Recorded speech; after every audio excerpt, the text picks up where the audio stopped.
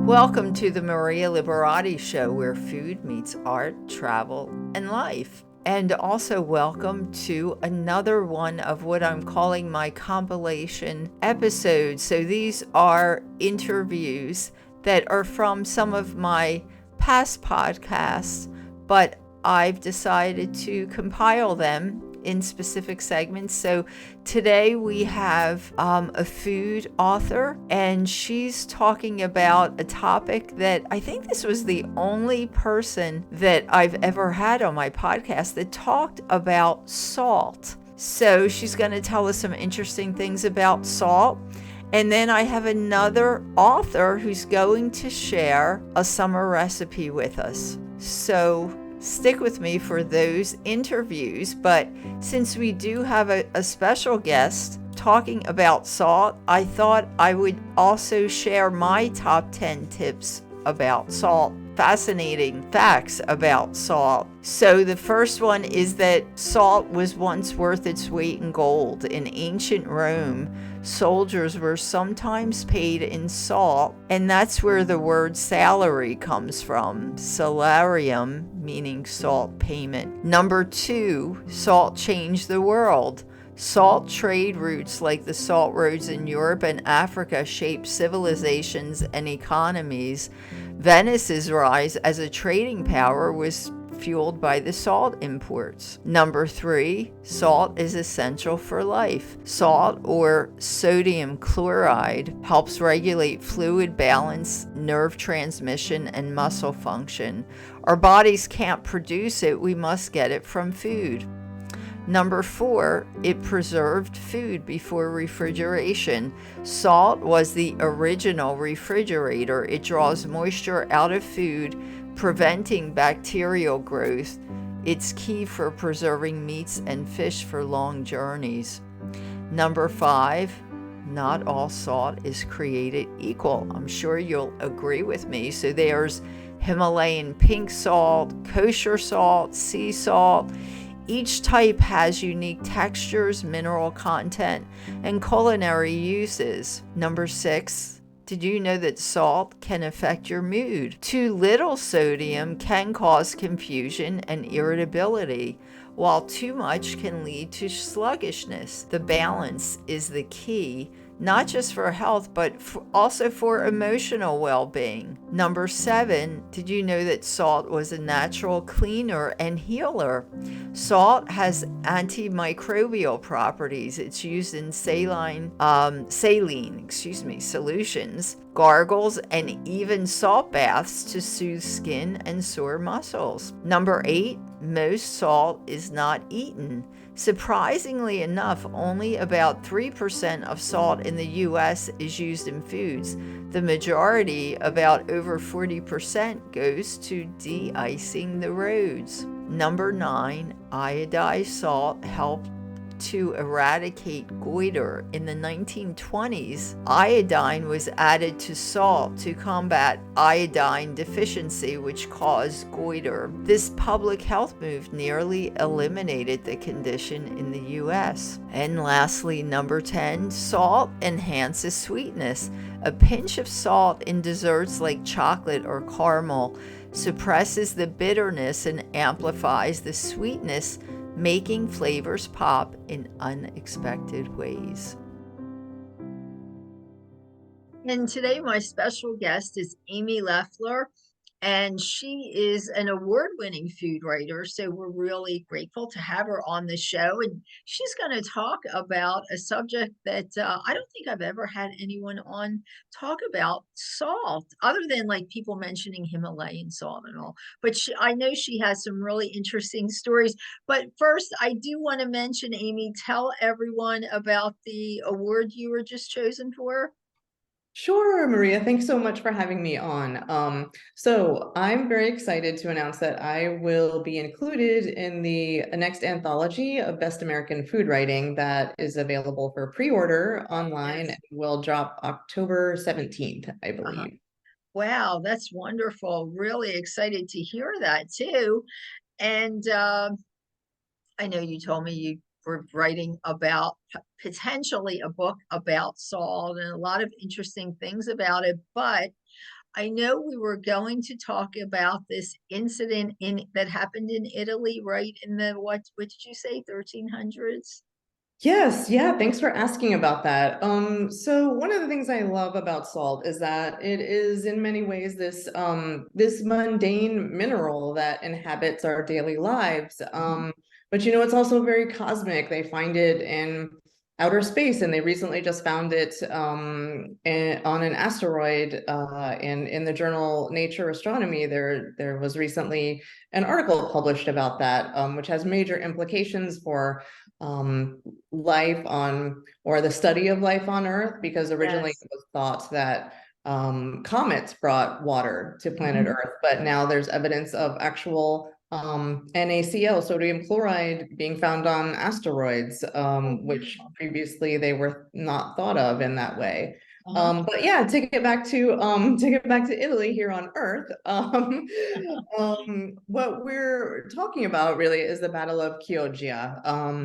And so this, it was a very important battle in really the formation of these two rival cities, Genova and Venice. So what happened was that there were salt stores outside of Venice in this little town, Chioggia, Mhm.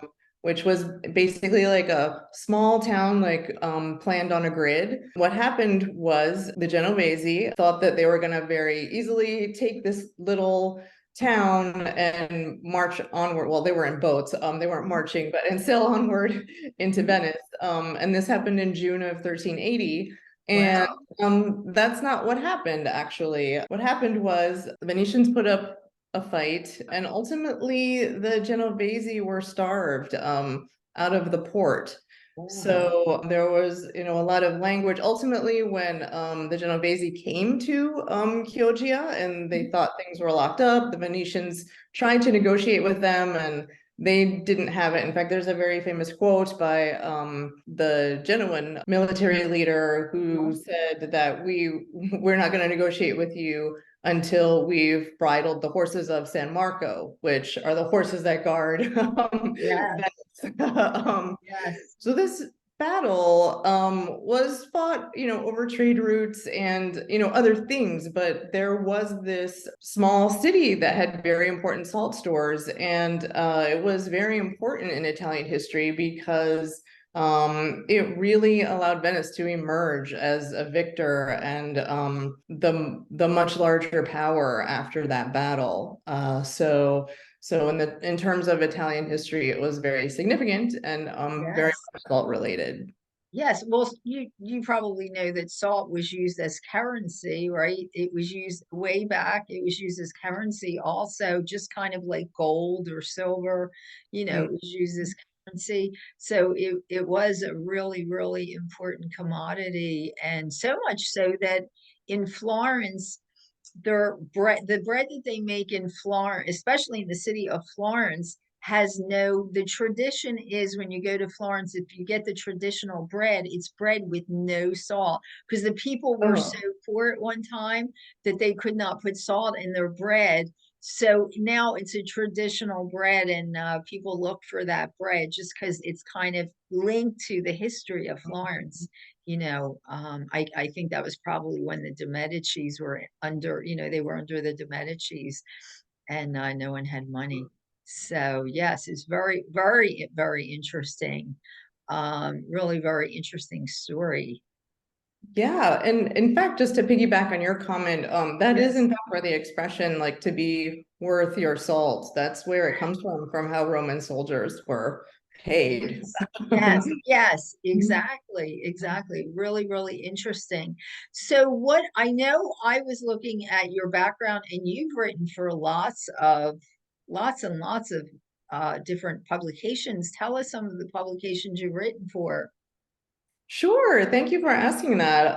So recently, I have written for some local publications here in Southwestern Virginia, where I'm currently based. Uh-huh. So the Roanoke Rambler, I wrote a story about how cocktail culture has finally made its appearance here in Oh, Roanoke. Because Roanoke is very much known as a beer town. There's a lot of breweries here, Yes. and we have some really, there's a lot of really nice restaurants here that are very much investing in their cocktail programs now. Oh, so that's why then there's this culture developing. Yes, Oh, yeah. wow. Oh, wow. And then like nationally, I have also written for Whetstone magazine, which is where the Salt article I came see. from for Uh-huh. the food anthology that will be published in October. Uh-huh. Oh, So wow. that, yeah.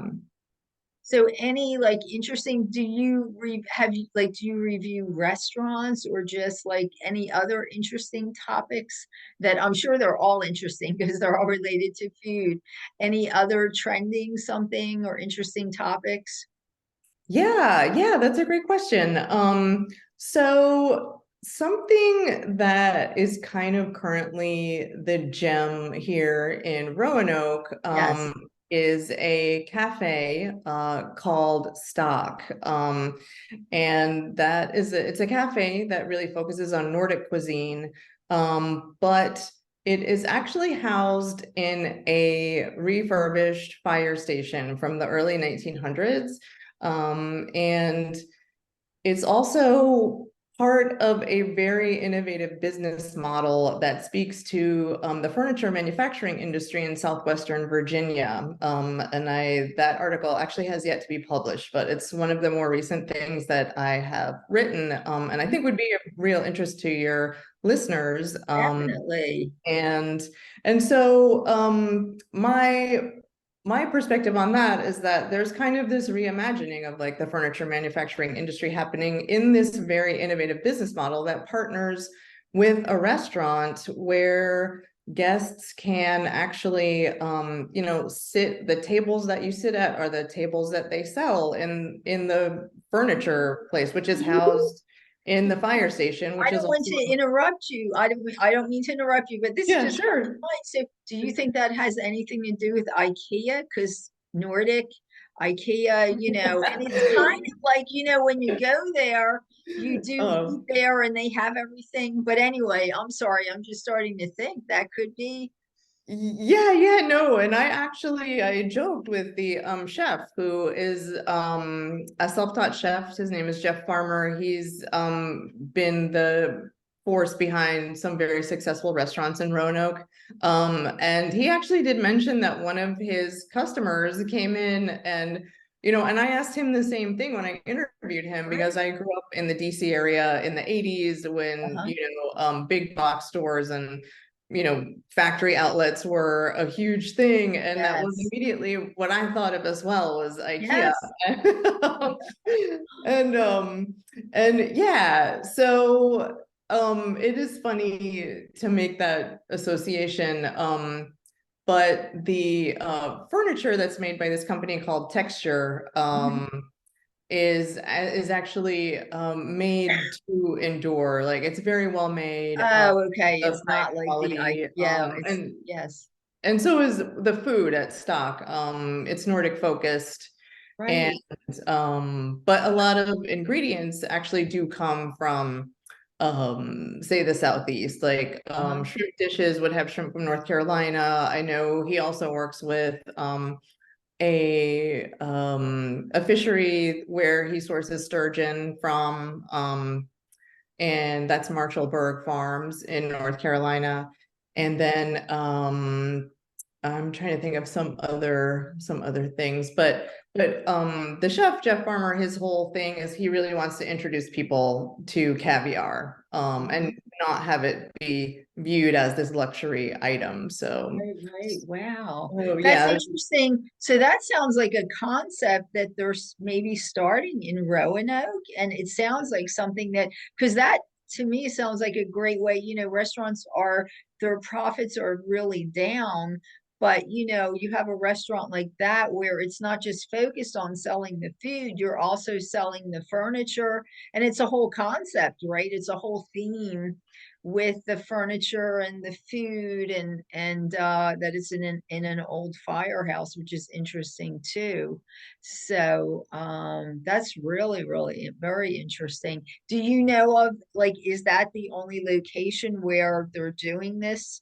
Because I guess it sounds like that's kind of the launching pad for that whole concept.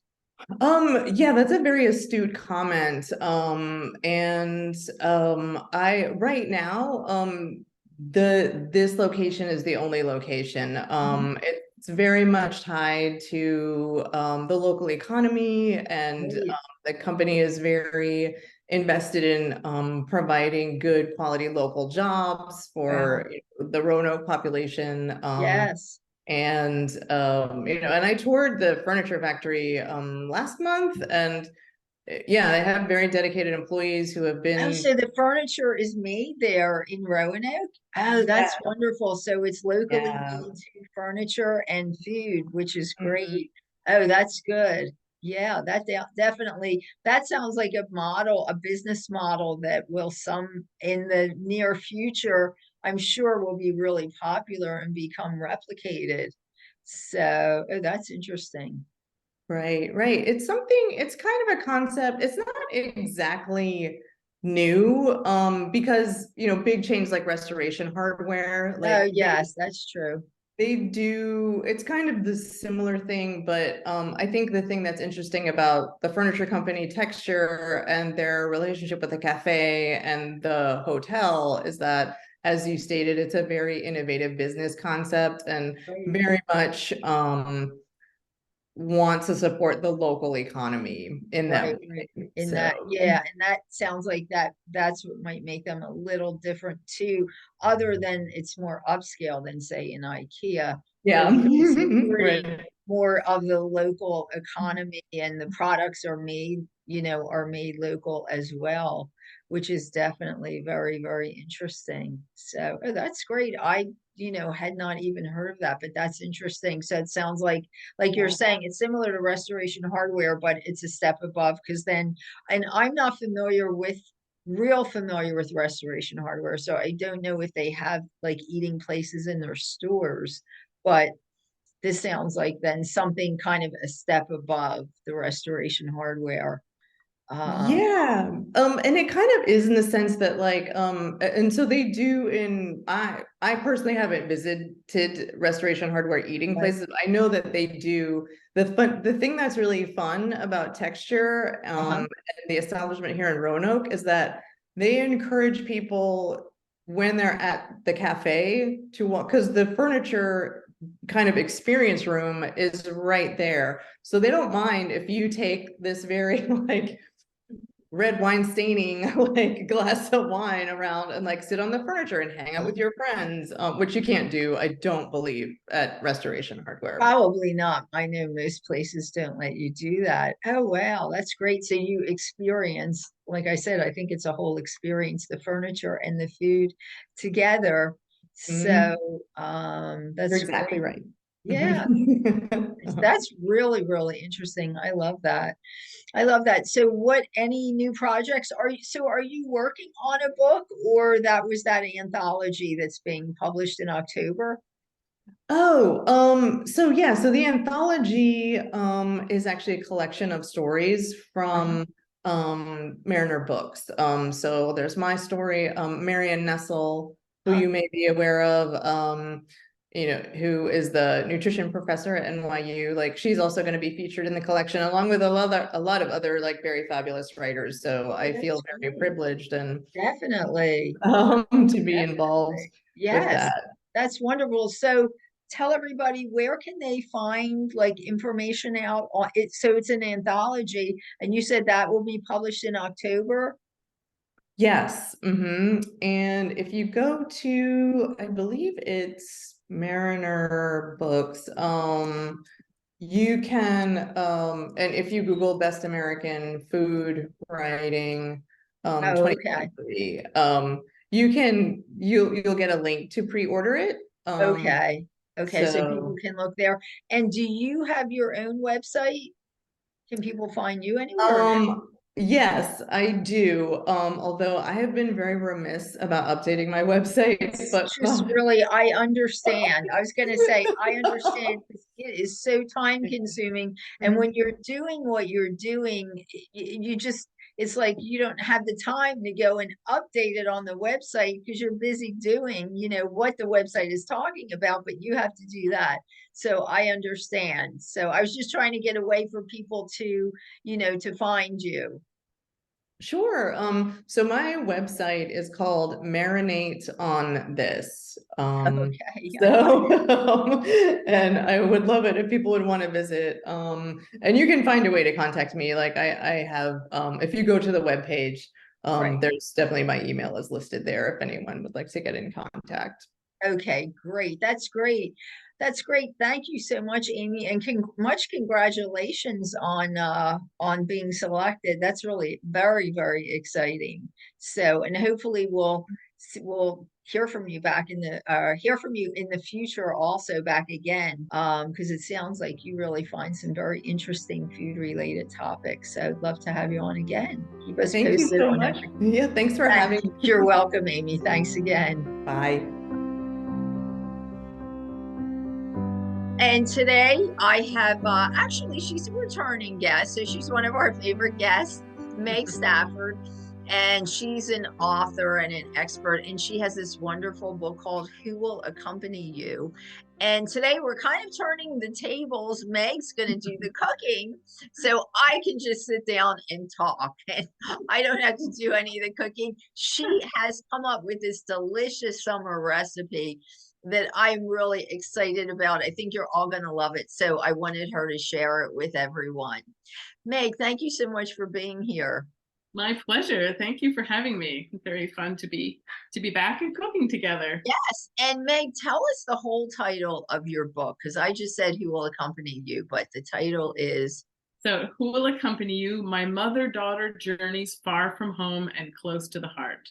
There And you go. there we You go. go. That's great. My journeys to Nepal and Bhutan with my younger daughter, and to Colombia with my older daughter.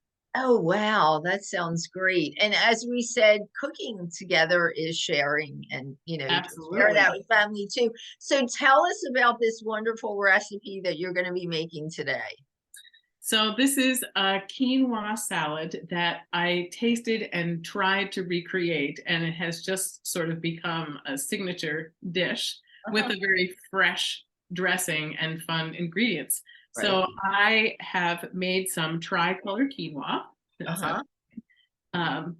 And then to it, I add about a half cup of chopped apricots, which is just fun, and about just a bunch of chopped scallions. Okay. And you can, I judge the amount of scallions, obviously. We'll put this recipe on the blog for the marialiberati.show.com and also marialiberati.com. So if you don't catch the exact amounts or ingredients, it'll be up there. And the great thing about it is that it's sort of to taste. So everybody will have the right recipe.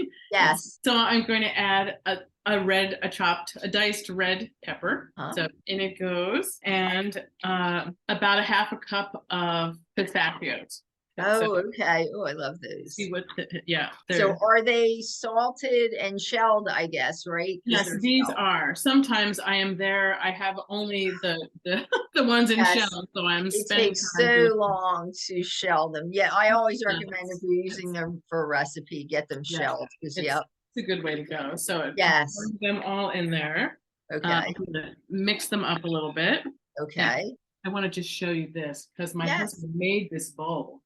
Oh, that's beautiful. My favorite bowl of his, but wow. Is he does ceramics? He does ceramic on the side. So we have a wheel and a number of kilns. So that's lovely. Oh, wow. Very excited about it. But yes, that's beautiful. That makes it even more special, when you serve a dish to serve it in special dinnerware. Yeah. Really nice. So you're just stirring everything together. Yeah, and I had when cooking the quinoa, it's a 1 cup of quinoa, 2 cups of water, and Yes. I use this better than bouillon or any kind of vegetable broth, but I Right. use this one. Yes. And also I try to remember to rinse the quinoa because that helps it to be less starchy. So Oh, yes, you're right. in a fine mesh. And You're so right.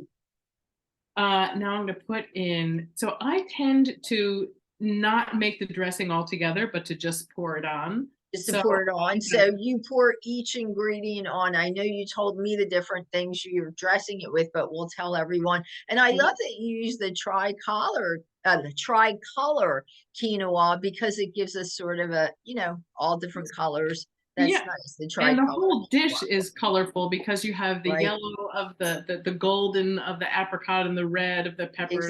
Exactly. And the other Part of the thing that's scallion. great, especially for summer, is there's really minimal cooking, right? It's only cooking the Right. quinoa. Yeah, and that So takes if very it's short time. yes, right, exactly. So if it's a hot day and you just want to do something quick, you can just cook the quinoa And and it's actually lovely room temperature. It's nice cold, like right. and you can even have it if it's still a little warm. You can do right.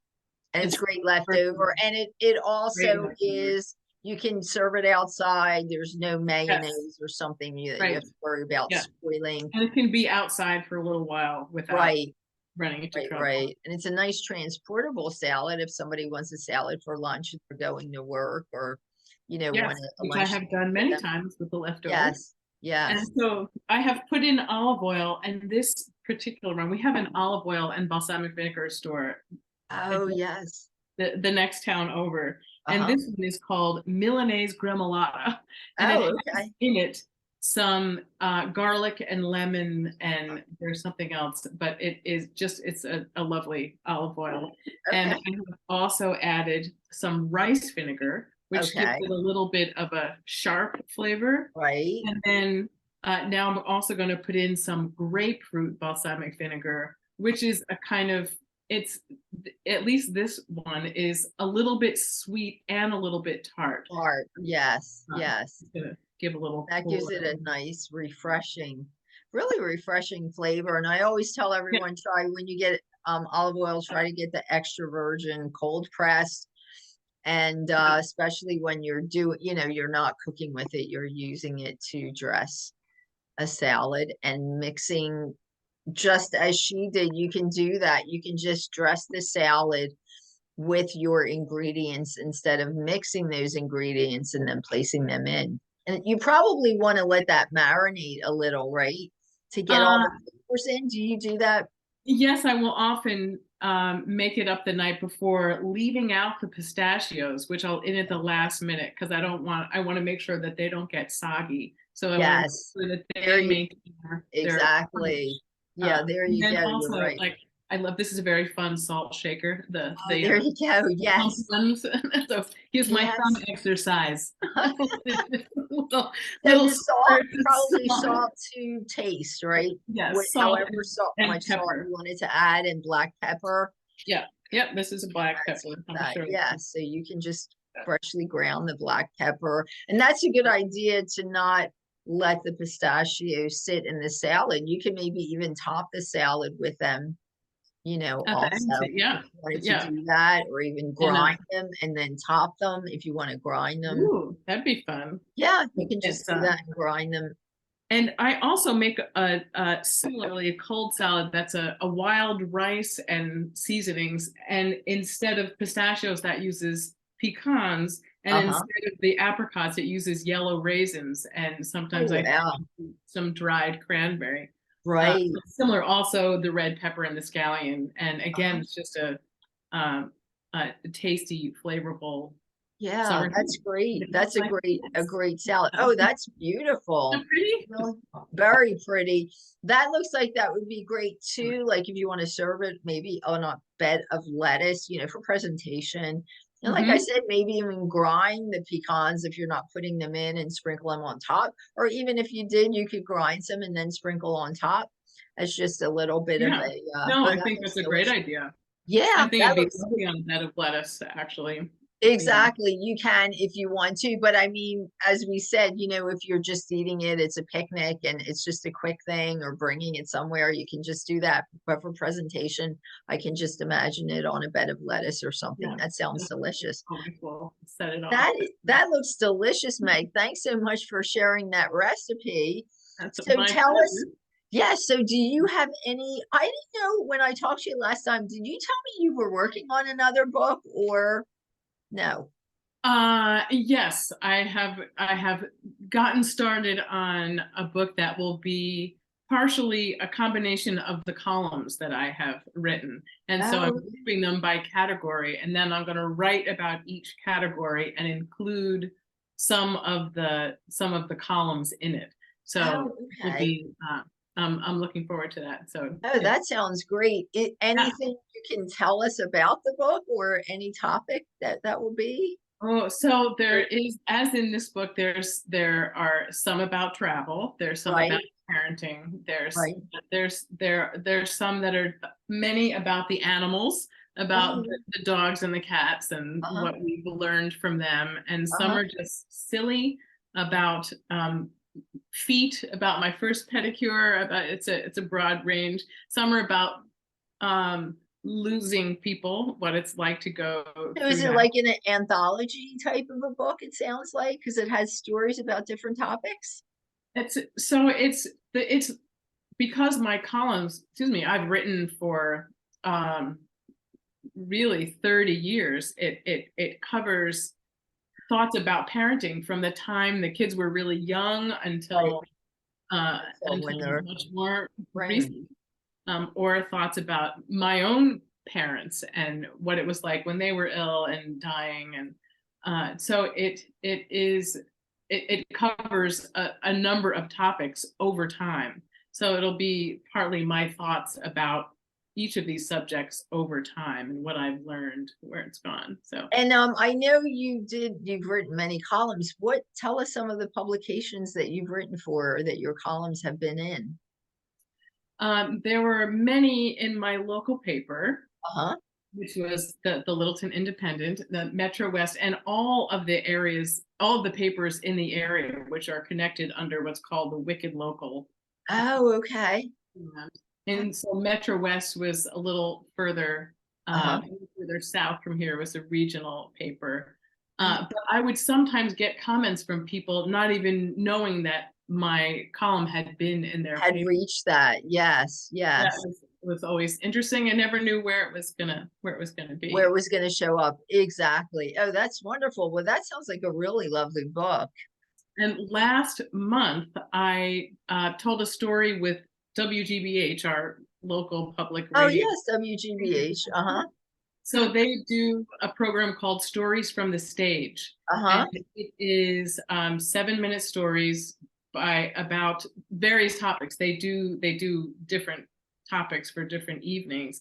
And Right. I told a story that was partially based on the book and Uh-huh. takes place in Colombia, and it was about part of my experience there and some of the people that I met there. So Right, I right. will find out soon when that is going to air. So Oh, wow, that's great. Well, congratulations on that. Yeah, you should shoot me an email and let me know because I will tell everybody, especially those that are in the Boston area. But I know most of the stations now, you can get them you can get them online at and any it will time. actually be on World Channel, so it is Wow.